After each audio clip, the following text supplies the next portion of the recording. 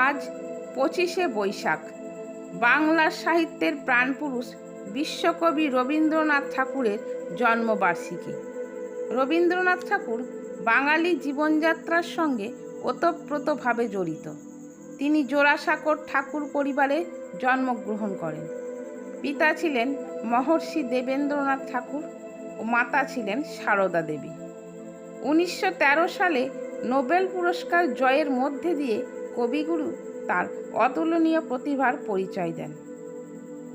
বাংলা সাহিত্যকে বিশ্ব সাহিত্যের মর্যাদাপূর্ণ আসনে অধিষ্ঠিত করেন। আজ এত বছর পরেও বাঙালি জীবনযাত্রা ও সংস্কৃতিতে রবীন্দ্রনাথ ঠাকুরের উপস্থিতি এখনও দীপ্যমান। শুধু বাংলা নয়, সারা বিশ্বে ছড়িয়ে আছে রবীন্দ্রনাথের বহুমুখী প্রতিভা। সমস্ত বাঙালির কাছে এক আনন্দময় দিন এই 25শে বৈশাখ।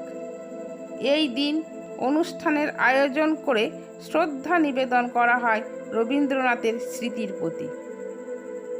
তার বহুমুখী প্রতিভার পরিচয় আমরা পাই কবিতা, সঙ্গীত, উপন্যাস, ছোট গল্প, প্রবন্ধ, ছোটদের পাঠ্য বই, সব শাখাতেই সমৃদ্ধ হয়েছে তার প্রতিভা। তিনি প্রায় 2000-এরও বেশি চিত্রকলা এঁকেছেন। সেখানেও তিনি অনন্যতার স্বাক্ষর রেখেছেন। এখনও বাঙালি তার হৃদয়ের সব অনুভূতির ভাষা খুঁজে পায় রবীন্দ্রনাথের রচনায়। দেশকে তিনি গভীরভাবে ভালোবাসতেন। তিনি বোলপুরে শান্তিনিকেতনের প্রতিষ্ঠা করেন। পাঞ্জাবে জালিয়ানওয়ালাবাগের হত্যাকাণ্ডের প্রতিবাদে ছুঁড়ে পেলেন ব্রিটিশদের দেওয়া নাইটহুড উপাধি। তার অমর সৃষ্টির জন্য তিনি বাঙালি তথা বিশ্ববাসীর হৃদয়ে চির অমর হয়ে থাকবেন।